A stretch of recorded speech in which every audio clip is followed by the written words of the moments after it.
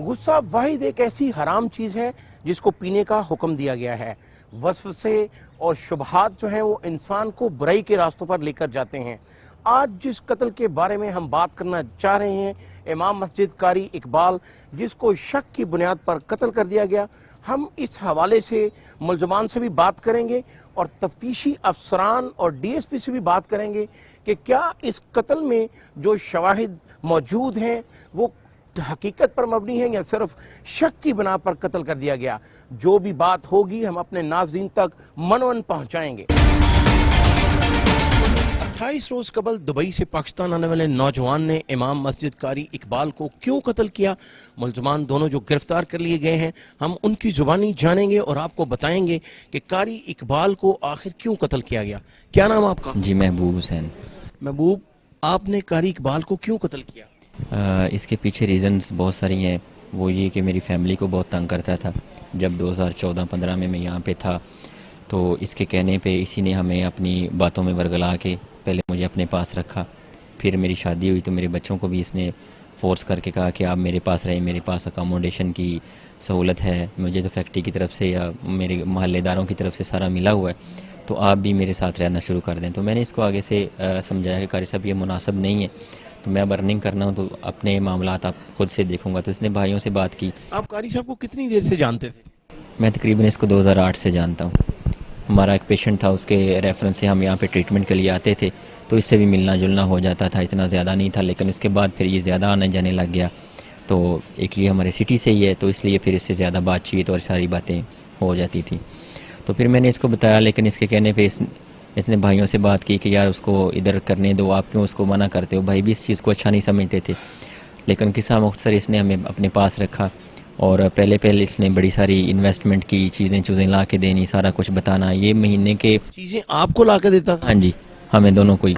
तो ये महीने के जब कमरी महीना आता है तो ये पहली डेट्स को चला जाता है अपने टूर पे, इसके को मदारस के सिलसिले हैं। तो उसके बाद 10-15 दिन 20 दिन के बाद ये अच्छा था, जो आखिरी एक हफ़्ता हमारे साथ ही गुजारता था। तो इसके दौरान इसकी मशकूक हरकत थी। तो मैं पहले तो थोड़ा सा झिझक रहा था, इससे 1-2 दफ़ा बात भी की, लेकिन इसने कोई बात नहीं सुनी।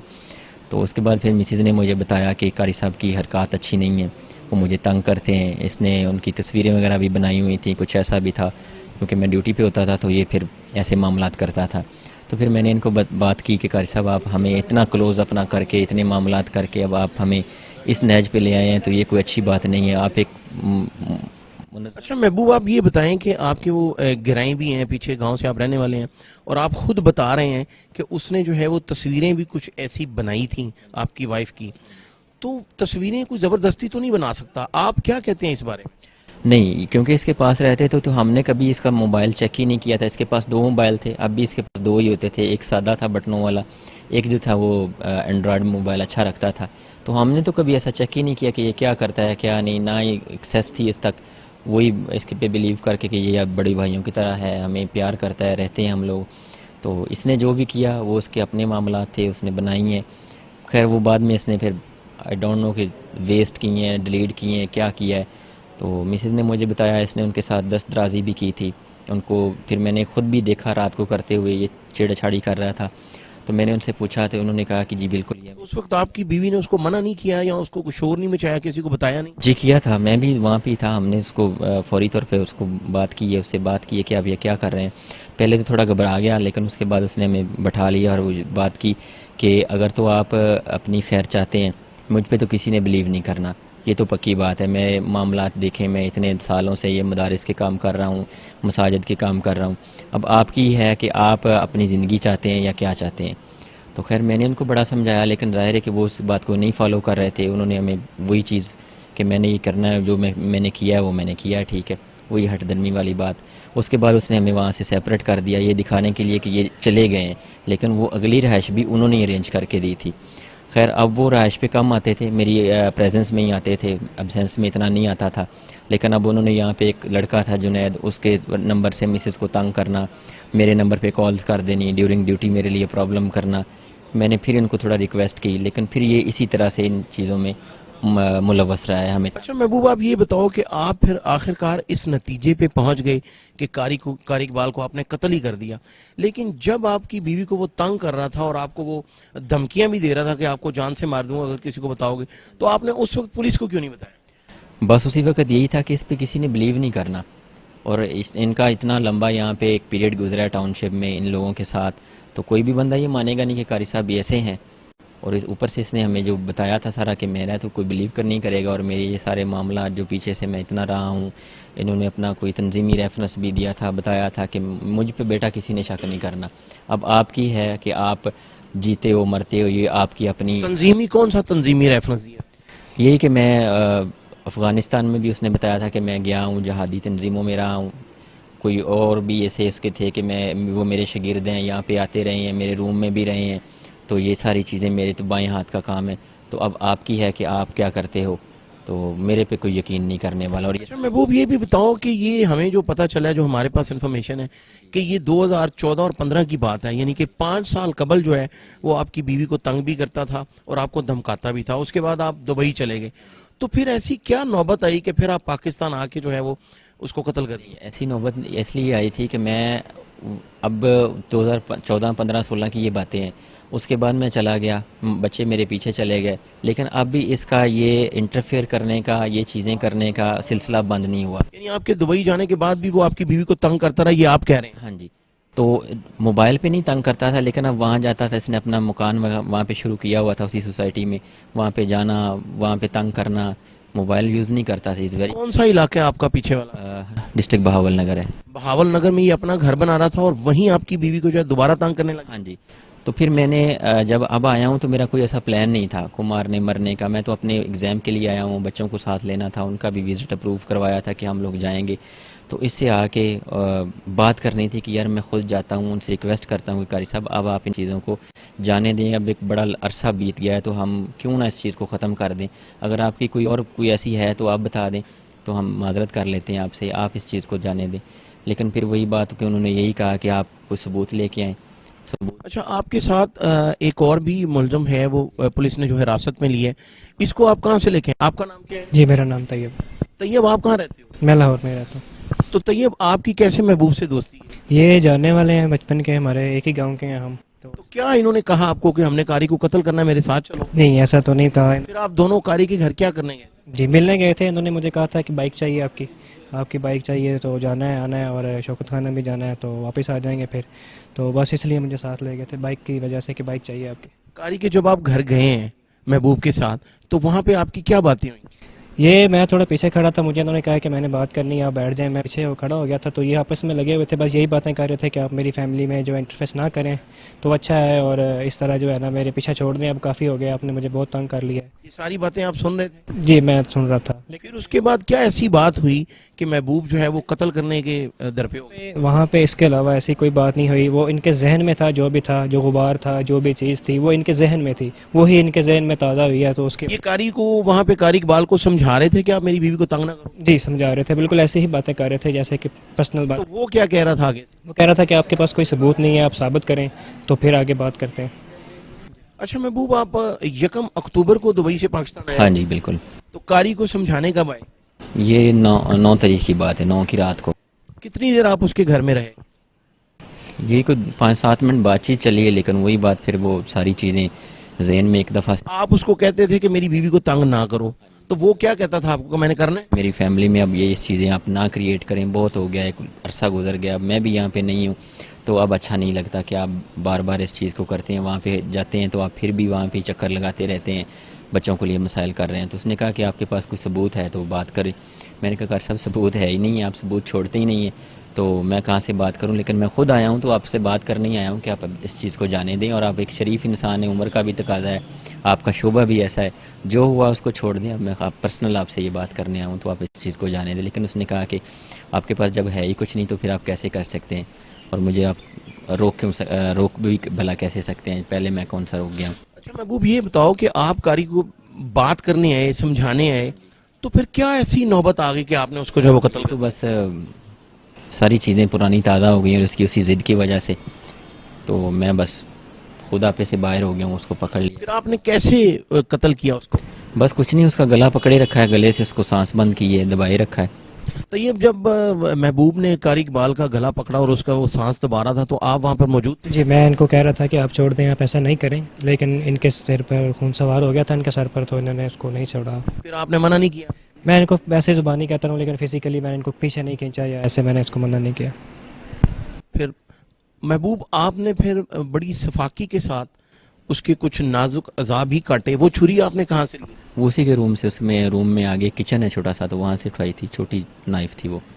तो क्या उस वक्त आपके जहन में आया? आप तो समझाने गए थे कि आपने उसका नाक भी काट दिया, कान भी काटे और नाजुक हिस्से जो हैं जिस्म के वो भी काट दिए। वो फिर इसी बात पे ही था कि कौन से सबूत हैं, या आप मुझे रोक सकते हैं, मेरे किसी ने बिलीव नहीं करना, यही सारी चीज़ें कि यार अब भी, तो इसी वजह से बस गुस्से में आके और ये सारा हो गई गलती।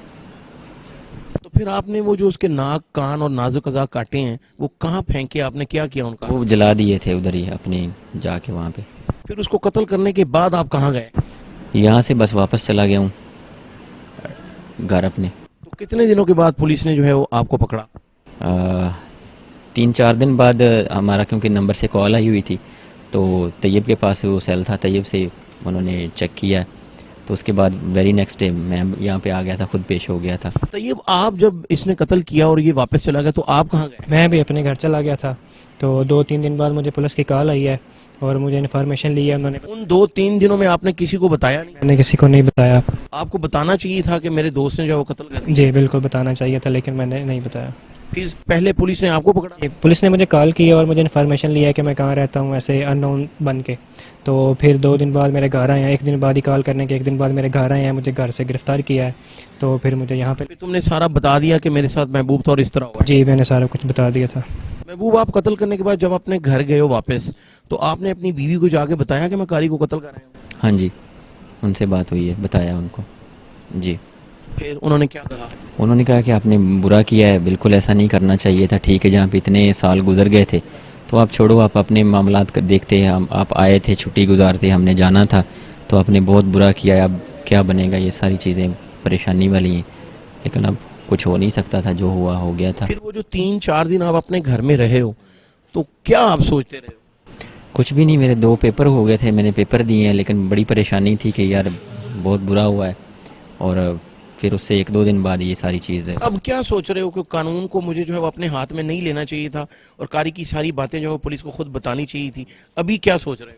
बिल्कुल यही था कि इसका चैनल और ये होना चाहिए था, पुलिस से डिस्कस करते, जैसे अब आया था अकेला, उसने नहीं बात मानी थी, तो पुलिस को इन्वॉल्व करते इसमें कि अब भी ये मामलात ऐसे हैं तो अच्छा होता। महबूब, ये बताइएगा कि जब इसको गिरफ्तार किया गया तैयब को, नहीं पुलिस की कॉल नहीं आई तैयब के अरेस्ट होने से पहले ही, क्योंकि इसके बड़े भाई मेरे दोस्त हैं, हम बड़े अच्छे फ्रेंड हैं, तो उन्होंने मुझे कॉल की कि यार आप उस रात इधर आए हुए थे, तैयब को बुलाया था, तो क्या माजरा हुआ? तो मैंने फिर उसको बताया, उसने कहा कि हमें पुलिस की कॉल आई है कि आपके भाई के नंबर से कॉल की गई कारी को। तो फिर मैंने उनको बताया, उन्होंने कहा ठीक है, तैयब जा रहा है पुलिस के पास, तो आप भी जितनी जल्दी हो सकता आप पहुँच जाओ, तो आपने इधर उधर नहीं जाना बिल्कुल, बाकी मामलात इंशाल्लाह अल्लाह खैर करेगा, तो आप दोनों जाओ, और इस चीज़ को अब कर लिया है तो आप फेस भी करो, बाकी इंशाल्लाह अल्लाह खैर करेगा। तो मैंने उनको कहा ठीक है भाई, आप बिलीव रखें, मैं कहीं नहीं जाने वाला। तो मैंने वहाँ से तैयारी पकड़ी, और फिर जिस शाम को तैयब अरेस्ट हुआ है, वेरी नेक्स्ट डे फिर मैं इधर आ गया हूँ। मेरे भाई थे साथ में, एक और दोस्त थे, अकबर साहब थे इनके बड़े भाई, तो वो मुझे यहाँ पे छोड़ के गए। आप इधर थाना इंडस्ट्रियल एरिया में खुद आ गए? हाँ जी, हम तीनों खुद आ गए थे जी। नाज़रीन, आपने देखा कारी इकबाल को किस तरीके से जो है वो कत्ल किया गया और क्यों किया गया, ये मुलजमान की ज़ुबानी आपने सुना।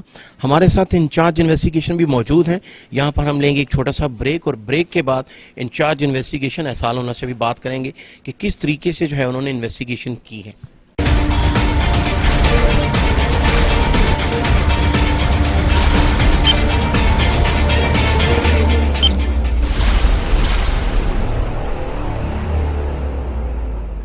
वेलकम बैक नाजरीन, आपने मुलजमान की जुबानी सुना कि कारी इकबाल को उन्होंने क्यों कत्ल किया। ये कोई ऐसा मामला नहीं था कि अगर किसी पे शक हो तो उसको कत्ल कर दिया जाए। हम इस मामले की तह तक पहुंचने के लिए इंचार्ज इन्वेस्टिगेशन, जैसे कि हमने ब्रेक पर जाने से पहले आपको बताया था कि हमारे साथ होंगे, इंचार्ज इन्वेस्टिगेशन मोहम्मद एहसान उल्लाह और उनकी टीम के सब इंस्पेक्टर मोहम्मद मोहसिन फारूक हमारे साथ मौजूद हैं। हम इनसे भी जानेंगे कि इस बात में किस हद तक सदाकत है कि कारी इकबाल जो है वो उसको महबूब जिस मुलज़िम ने कत्ल किया है वो उसकी बीवी को तंग करता था। अस्सलाम वालेकुम एहसान साहब, नाजरीन के लिए ये बताइएगा तफसील से, ये वो हमें जो नज़र आया है कि वो इतनी कोई बड़ी बात नहीं थी, अगर किसी पे शक हो तो उसको कत्ल कर दिया जाए। आपने चूंकि तफ्तीश की है, मुलजमान को गिरफ्तार भी किया है, तो आप इस बारे में क्या कहते हैं? बात यह है कि वक्ती इश्ताल जो बंदे की अकल और हर चीज़ को माफ कर देता है, इसने वक्ती इश्ताल में आके कोई बात सुन के ऐसी ये इकदाम कर दिया।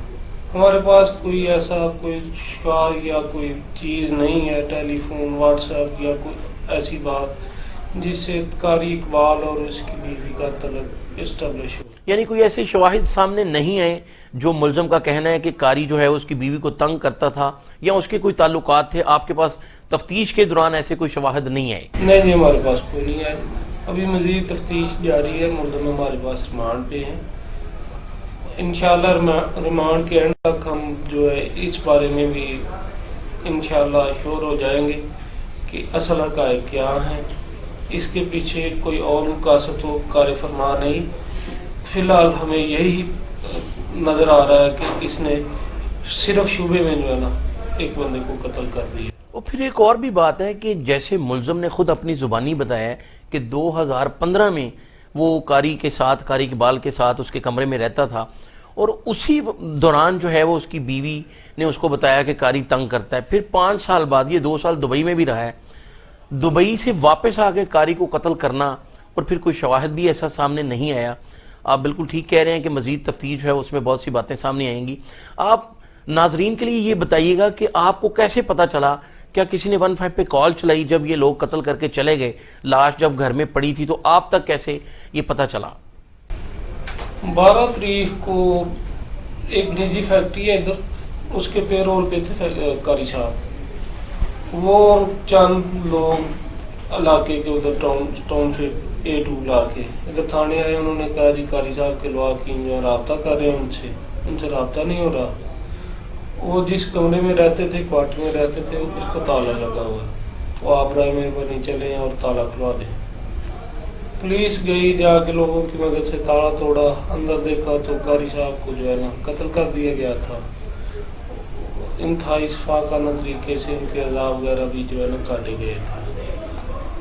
तो अफसरान ने नोटिस लिया, CCPO साहब ने फौरी नोटिस लिया, हदायत जारी की। DIG साहब इन्वेस्टिगेशन और SSP साहब इन्वेस्टिगेशन ने मुतलका अफसरान को भी मौका पर भेजा। हम भी गए, PFSA की टीम और हमारी फोरेंसिक का जो क्राइम सीन यूनिट है वो भी आया। उन्होंने मौका महफूज किया, शवाहिद महफूज किए, उधर से फिंगरप्रिंट भी लिफ्ट किए गए।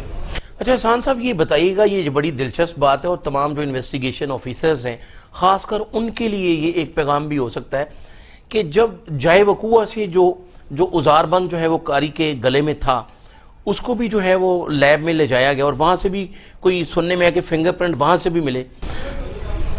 जी, जो चीज़ भी मौके पे मौजूद थी, जो उन्होंने ज़रूरी समझी, उन्होंने उसे कब्जे में लिया।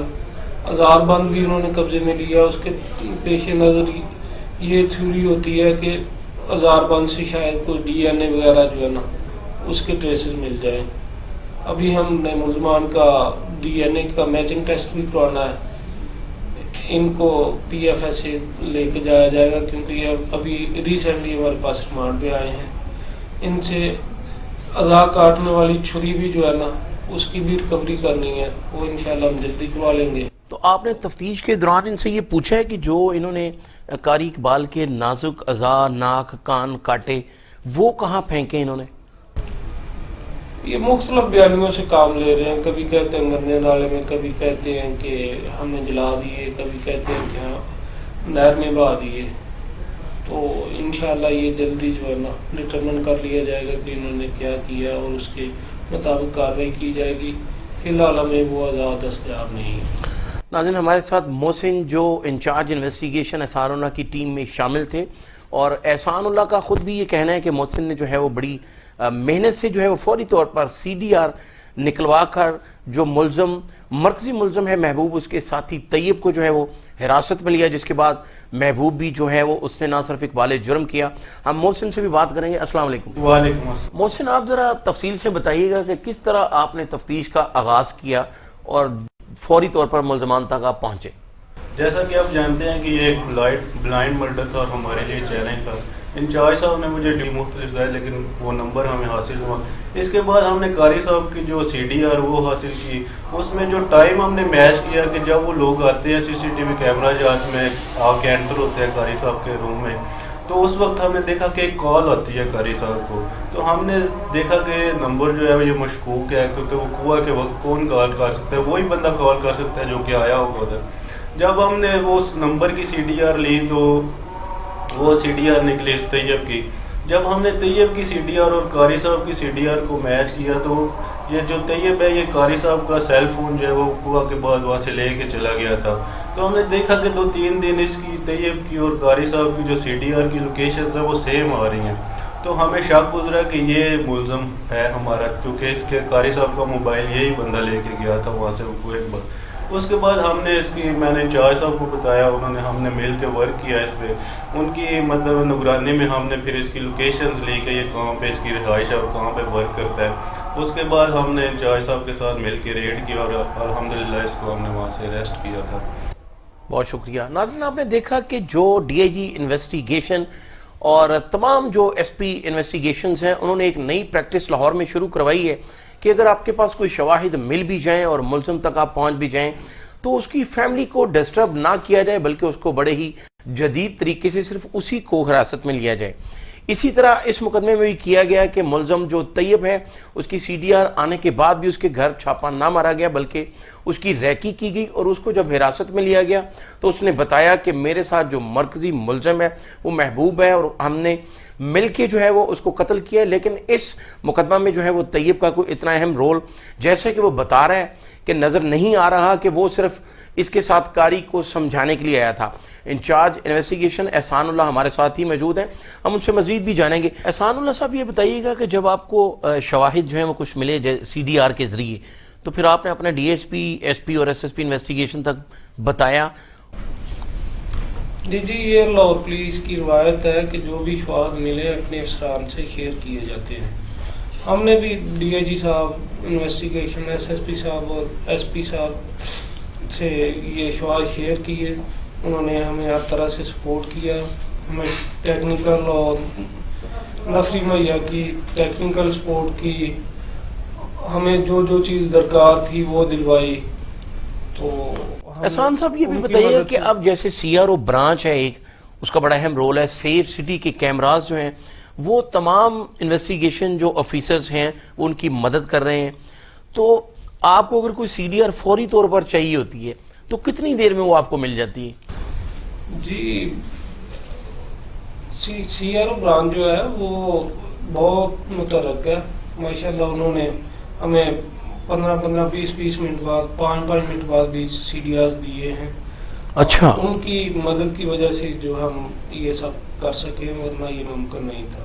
بالکل، جتنی بھی جدید ٹیکنالوجی ہو، آپ یہ سمجھتے ہیں کہ ٹیکنالوجی کا اگر استعمال کیا جائے اور محنت کی جائے تو پھر جو ہے وہ ملزم گرفتار ہوتے ہیں، جیسے آپ نے بتایا کہ CDR آپ کو 5 منٹ میں بھی مل جاتی رہی ہے۔ جی بالکل ایسے ہی ہے، اگر ان کی سپورٹ نہ ہوتی تو ہم اتنی جلدی یہ نہ کر گزرتے، کیونکہ یہ گندا قتل تھا، شواہد کوئی نہیں ملے، کوئی عینی شاہد نہیں تھا، ٹریسز کوئی نہیں ملے۔ پھر وہ CCTV فوٹیج میں مدد کی، محسن صاحب نے کافی سارا ورک کیا میرے ساتھ مل کے، تو افسران کی اور میری ٹیم کی جو ہے نا معاونت تھی میرے ساتھ، جس کی وجہ سے اور یہ بھی بتائیے گا کہ جب آپ کو اطلاع ملی کہ قاری اقبال کے گھر والے اس سے رابطہ کر رہے ہیں لیکن وہ رابطے میں نہیں آ رہا تو وہاں پر تالا لگا تھا، تو تالا یہ ملزمان نے دوران تفتیش بتایا کہ یہ قتل کرنے کے بعد تالا یہ لگا کر گئے تھے؟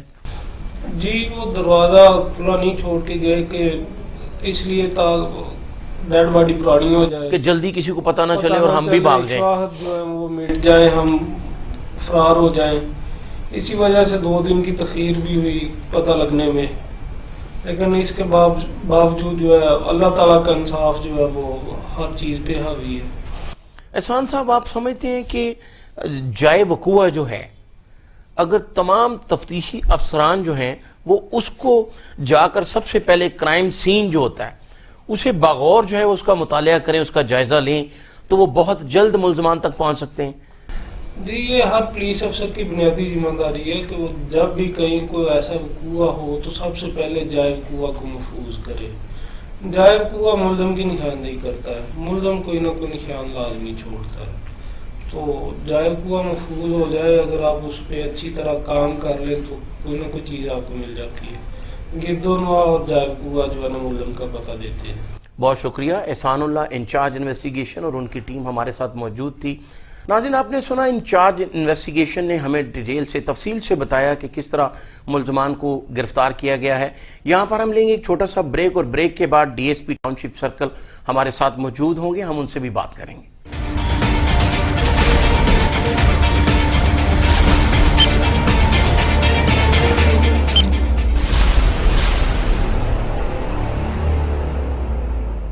ویلکم بیک ناظرین. آپ نے انچارج انویسٹیگیشن احسان اللہ کی بھی بات سنی، اور ملزمان جنہوں نے یہ بہت ہی وحشیانہ طریقے سے مرڈر کیا ان کی بھی بات سنی.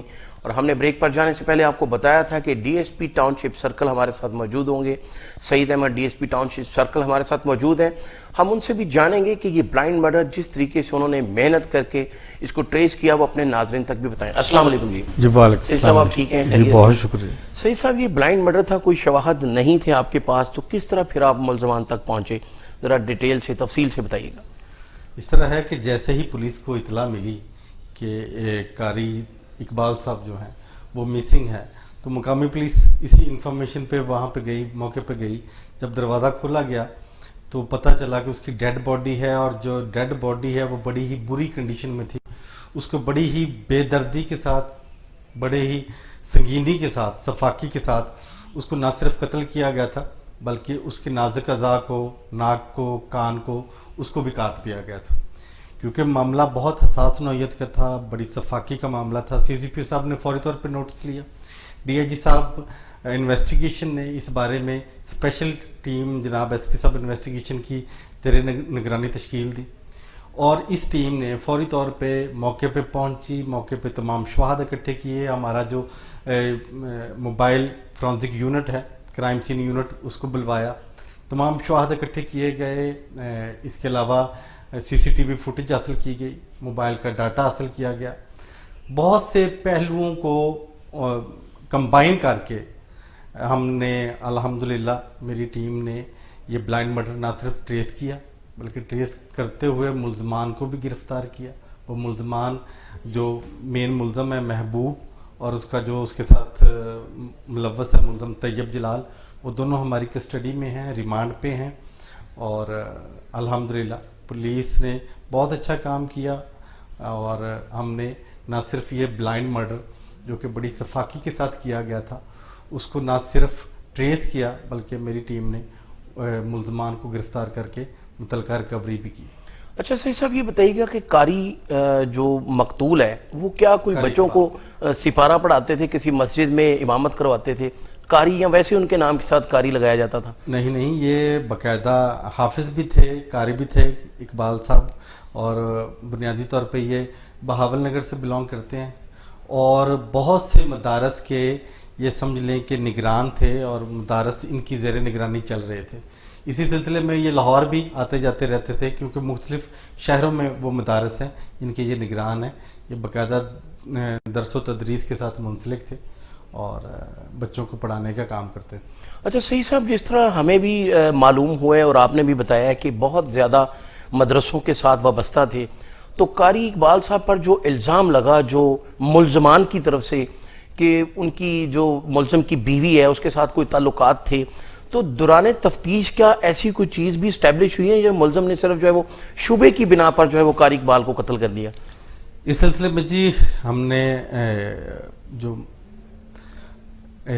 ملزمان ہیں اس کی بیوی کو بھی شامل دریافت کیا، تو جو قوی چیز ہے وہ کوئی ٹھوس ثبوت ایسا نہیں ملا جس سے کہ ہم یہ ملزمان کا جو دعویٰ ہے وہ ثابت ہوتا ہو. لیکن میرا اپنا خیال ہے، جو میں نے تفتیش میں ساری صورتحال دیکھی، کہ ملزمان کو شبہ تھا اور اسی شبہ کی بنا پہ انہوں نے انتہائی شفاقی کے ساتھ یہ بے رحمانہ اقدام کیا اور قاری اقبال کو قتل کیا اور اس کے نازک اعضاء بھی کاٹ دی. قاری اقبال جو ہیں مقتول، ان کے لواحقین سے بھی آپ کی یقیناً ملاقات ہوئی ہوگی، تو ان کا کیا کہنا تھا ان کے بارے میں؟ کبھی کوئی ایسی پہلی شکایت، کوئی پرچہ، جس طرح ان کا پنجاب کے بہت سے مدارس میں آنا جانا بھی تھا، تو اور اس کے علاوہ بھی کوئی ایسا شواہد جو ہے وہ کچھ سامنے آیا؟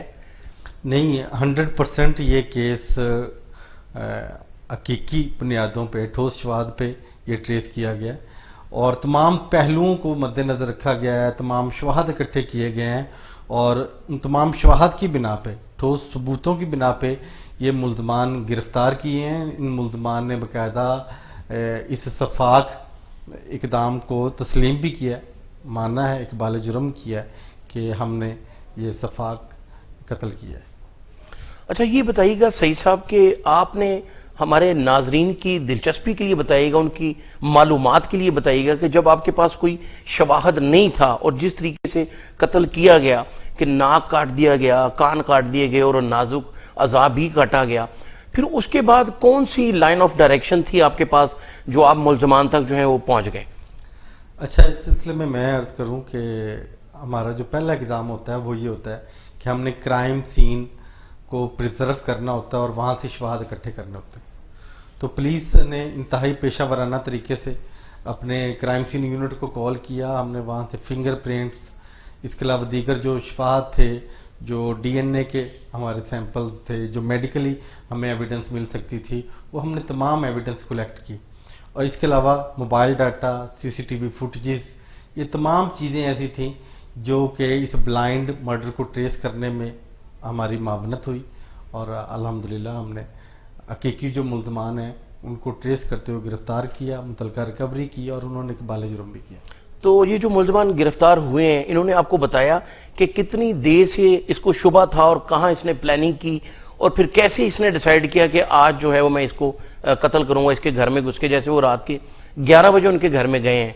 جی 11 بجے وہ گئے ہیں اور ان کا باقاعدہ پہلے سے وہ اپنا پورا منصوبہ بندی کر کے گئے تھے اور جو ہمیں شواہد ملے ہیں اس کے مطابق یہ ہے کہ یہ روٹین کے رستے سے انٹر نہیں ہوئے ان کا، کیونکہ ان کو پتا تھا کہ وہ کس کام کے لیے جا رہے ہیں، تو وہ روٹین کے رستے سے ہٹ کے اس کمرے میں پچھلی طرف سے انٹر ہوئے ہیں. یعنی دیوار پھلانگ کے گھر کی تو وہ خاموشی سے گئے ہیں؟ جی بالکل. تو گھر میں کوئی اور نہیں تھا اس وقت قاری اقبال کے گھر میں؟ وہ گھر نہیں ہے، وہ کمرہ تھا جس میں اس نے رہائش اختیار کی ہوئی تھی. تو وہ پچھلی طرف سے انٹر ہوئے ہیں تاکہ روٹین کی وہ کوئی ان کو دیکھ نہ سکے یا وہ روٹین کے کیمروں کی نظر میں نہ آ سکے. لیکن الحمدللہ ہر ملزم جو ہوتا ہے وہ کوئی نہ کوئی ایسا کلو چھوڑتا ہے جس کی بنا پہ اس کو ٹریس کیا جا سکتا ہے. صرف ضرورت اس امر کی ہے کہ پولیس پیشہ ورانہ طریقے سے اس کیس پہ کام کرے اور خلوص نیت سے محنت کرے، تو انشاءاللہ تعالی اللہ اس محنت کو ثمر بار کرتا ہے. تو سعید صاحب آپ بھی سمجھتے ہیں جیسے انٹرنیشنل کرمنالوجی کا جو سب سے پہلا سٹیپ ہے ان کا یہی کہہ رہا ہے کہ جو جائے وقوع ہے وہ خود بولتا ہے. اگر تفتیشی افسران جو ہیں اور جو ہمارے انویسٹیگیشن آفیسرز آپ کا اس وقت بیان سن رہے ہیں ہمارے پروگرام کی وساطت سے، کیا آپ ان کے لیے بھی یہ پیغام دینا چاہتے ہیں کہ جو کرائم سین ہے وہ خود بول رہا ہوتا ہے، اگر اس کو باریک بینی سے دیکھا جائے تو ملزم کی جو گرفتاری کا عمل ہے وہ وہیں سے شروع ہو جاتا ہے؟ جی بلا شبہ جی، اس میں کوئی مبالغہ رہی نہیں ہے کہ کرائم سین جو ہوتا ہے وہ بولتا ہے. ضرورت صرف اس امر کی ہے. اور جیسے کہ میں سمجھتا ہوں کہ جو لاہور پولیس ہے وہ پنجاب پولیس کا ہراول دستہ ہے.